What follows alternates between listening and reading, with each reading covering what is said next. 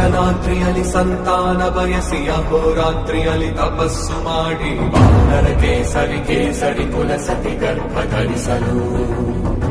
ಜನಿಸಿದನೊಬ್ಬ ಅಸಮಾನ ಬಲೋದ್ಧಾರ್ತನು ಸಂಯುತನು ಅಂಜನೀಸುತನು ಪವನನಂದನನು.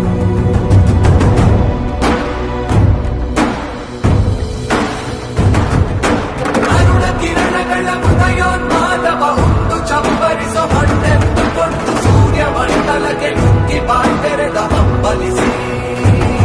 ತನ್ಮದೇಹ ಹಿಗ್ಗಿ ಸೂರ್ಯ ಮರೆಯಾಗಿ ಜಗವು ಕಾಡತ್ತಲಾಗಿ